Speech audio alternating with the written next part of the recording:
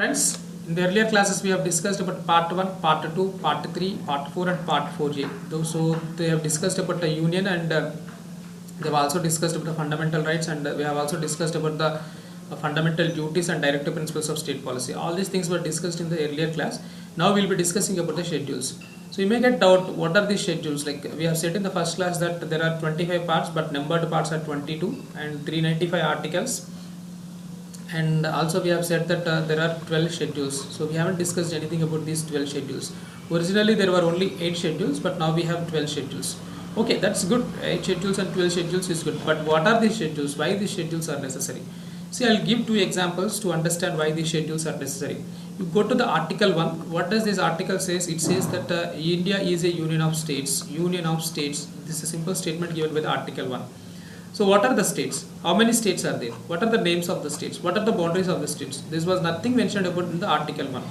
But the same things, what are the names of the states? What are the territories of the states? And what are the, if there is any change in the boundaries of the state, that will be explained by the schedule 1.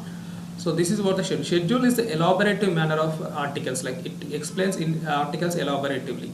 And in the same way, you go to article 17. This article 17 talks about the official languages. But in the article 17, there was nothing mentioned about the article language. Like it says that there are official languages, but how many official languages are there in India? What are the names? This is explained in the schedules. So by these 2 examples, we can clearly understand that schedules exactly categorizes everything and tabulates everything. Like it simplifies the bureaucratic activity. So originally there were 8 schedules. When the beginning of the constitution, there were only 8 schedules, but now we have 12 schedules. How these 12 schedules came into the picture? See, as soon as we adopted our constitution on 1950, then next year we went for the amendment of the first amendment of the constitution.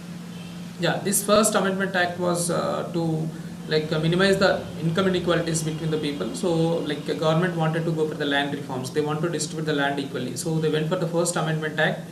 Next year, soon after the constitution was came into picture, and that was then 9th schedule was added into the constitution. So 9th schedule came by first amendment act. Then again in 1974, the 35th amendment act was passed and it created 10th schedule and it gave associate status to the state of Sikkim. State of Sikkim was considered associated sub-state, we say that associated and sub-state. But in the latter next year itself, this 36th amendment act was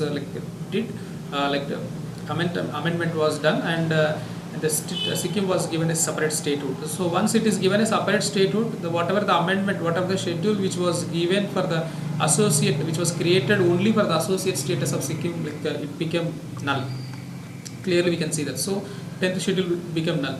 Again new 10th schedule was added, that is in the year 1985 by the 52nd Amendment Act. This is anti-defection law. This is very important, anti-defection law. So what does this anti-defection law? Sometimes member of parliament or MLAs, they will win in a separate party called A. They will win by standing in election with the party A, and once they win the election, then they move to the party B as an MLA. So this is called a defection. So winning on one party and going into another party, this is called defection. This kind of defection, what is to be done in this defection, that is dealt with the 10th schedule, that is added to the constitution by the 52nd Amendment Act. And 11th and 12th schedules, these are very very important as per our constitution is considered, and this is 73rd Constitution Amendment Act and 74th Constitution Amendment Act. This 11th schedule talks about the Panchayat Raj system and 12th schedule talks about the municipalities. This has brought a lot of change in in the administration of India. It created a three tier system. Earlier there was state, earlier it's center and the state. Now we have Panchayat Raj also. So this is how this the importance of 11th and 12th. Sometimes many of the questions were asked on this 73rd. When this 73rd, what is 74th Constitution Amendment Act? It is 1992. Please remember. Yeah. Now we elaborate the schedules. What does this first schedule talks about? This first schedule talks about, it gives the names of the states and clearly it says what are the names of this, what are the names in Indian Union, and what are the union territories and what are the territorial jurisdiction. This is what given. Yeah, and if there is any changes to their boundaries, and that was included in the first schedule only. We know that we have discussed this thing, and the number of states we have discussed in article 1. Under the article 1, the number of states, when the constitution was adopted, the number of states in India were 29, but there was a demand for the separate statehood on the language basis, and Fazal Ali commission was given report in 1975, and 1976 states were again reorganized, and number of states formed are only 14, and then there were 6 union territories. This is what at the end of 1976, this is what happened. Sorry, 1950, this is 1956, not 1976, this is 1956. Yeah, by the recommendation of Fazal Ali commission, that the number of states restricted to only 14 and 6 union states. From there, 29 states, and there are union territories there are 7 union territories along with the Delhi National Capital Territory. This is now the current picture. So from 14 states to we have 29 states. So how these 15 states came into picture? This is important as far the examination point is considered. Sometimes in the exam they will be asking us what is the chronological order of the states. So how this chronological order of the states were formed? Yeah, we'll see this. First thing is in 1960. First thing happened is in 1960, that is state of Bombay was separated. So the Gujarati speaking people was in the earlier line, state of Bombay is comprised of Gujarat and Maharashtra.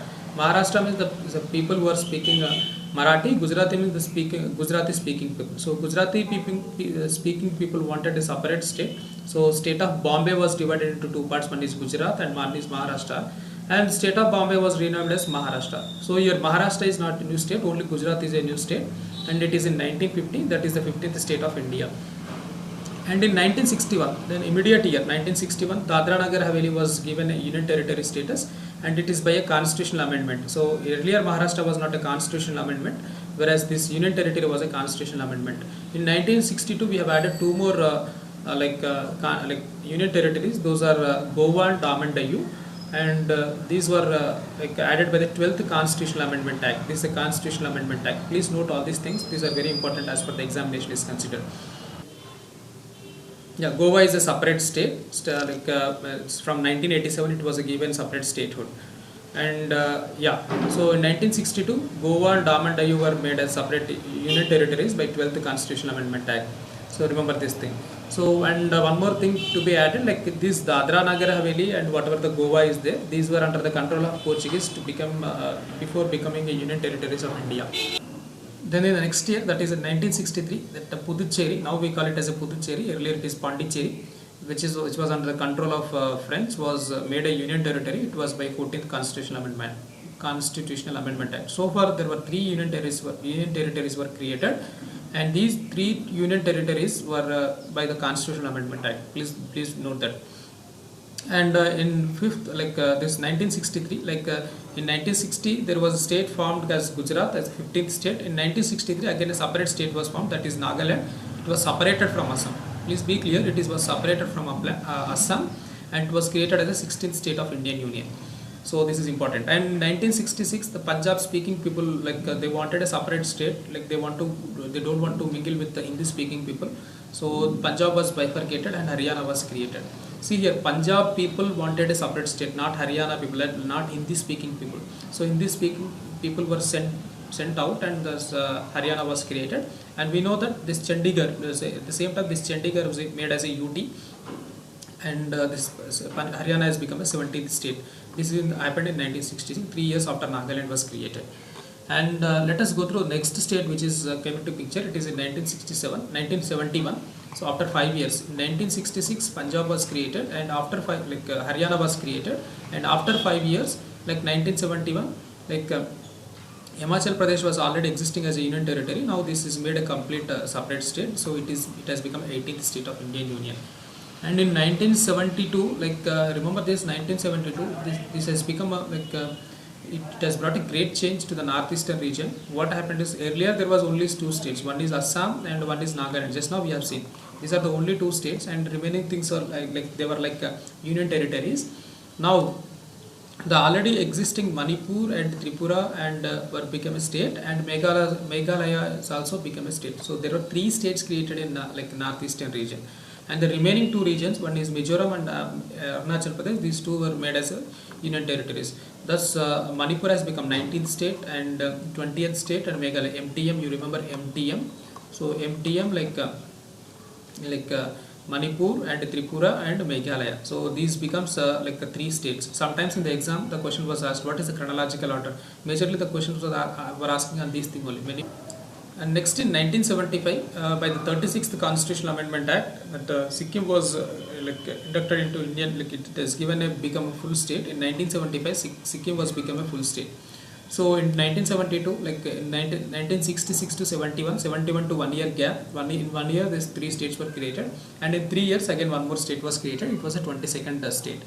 So and in 1987 again this is an important change that like whatever the existing Mizoram and Arunachal Pradesh are there, these two were given as a separate statehood along with Goa. So in 1987 these two were given as a separate statehood, like last state is Goa. Goa is the 25th state. So till 2000 there was no change, like for the next 13 years there was no change. From this 2000 I hope that you remember all these things what happened in the separate states. So in 2000 there were three states created, one is Chhattisgarh, one is Uttarakhand, one is Jharkhand. So earlier it is like Uttaranchal, but it is now renamed as Uttarakhand. It is Jharkhand and Chhattisgarh is the state. Chhattisgarh is 26th state and Uttarakhand is the 27th state and Jharkhand is the 28th state. And in 2014 this is pretty famous and very important too, that the 29th state of Telangana was created. It was carved out of United Andhra Pradesh by AP State Reorganization Act 2014. Please remember this thing. So like in a nutshell, I'll give the chronological order, like what are the states. In 1960 Gujarat was formed, 1963 Nagaland was formed, 1966 Haryana was formed, 1977 Himachal Pradesh was formed, 72 Manipur was formed, and 72 Tripura was formed, and 72 three states were formed, one is Meghalaya. And if you see that in 75 Sikkim was formed, and 87 Mizoram, Arunachal Pradesh and Goa, these three were formed. Mizoram is a 23 state and Arunachal Pradesh 24th and Goa became 25th state. And in 2000 there are three states like Chhattisgarh, Uttarakhand and Jharkhand. In 2014 Telangana was formed. This is what number of states. So we have got 29 states in India so far. So this is what article schedule 1 says. Schedule 1 clearly elaborates what are the states and what are the boundaries of the states. Yeah friends, now we move to what is the schedule 2.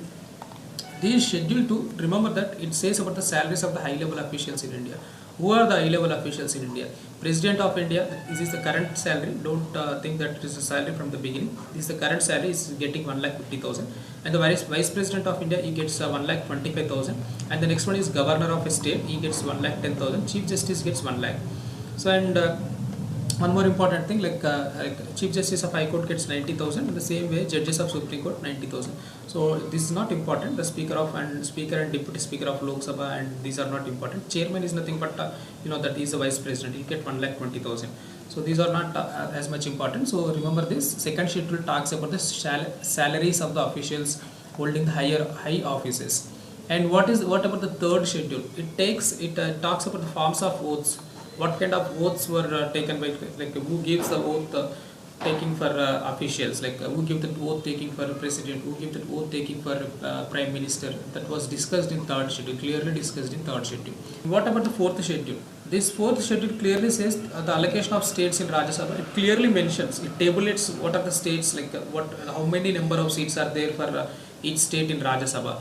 So this is not like each state is not important as per that, like exam is considered. You need to remember which state is having highest number of Rajya Sabha seats, that is Uttar Pradesh, and which state is having least number of Rajya Sabha seats, that is one is Assam, and all the north except Assam, sorry not Assam, except Assam, then all the northeastern states have only one state along with Goa. Goa is also having only one Rajya Sabha seat.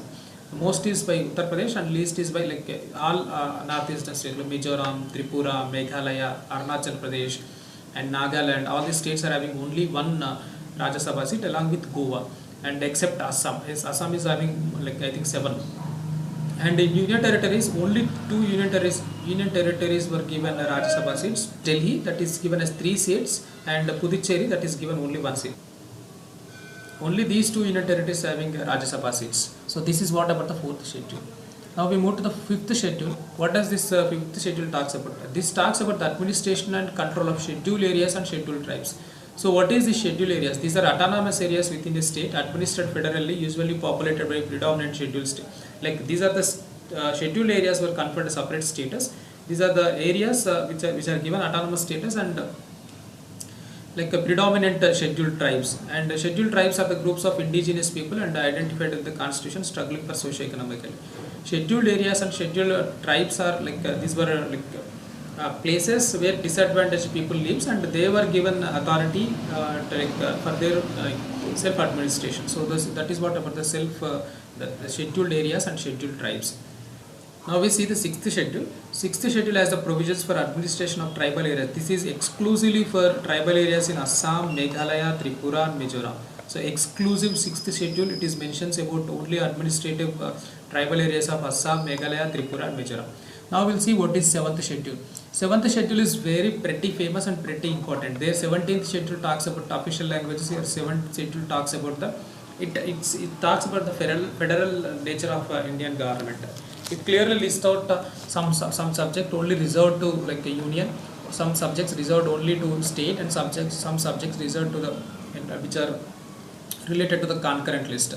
So some subjects related to the union means like which are having international important foreign relations, those were left to only union, and some subjects related to state, that is administration of panchayati raj systems, and these were only left to like state. Some subjects like which are common for both the things like that were included, those were included in concurrent list.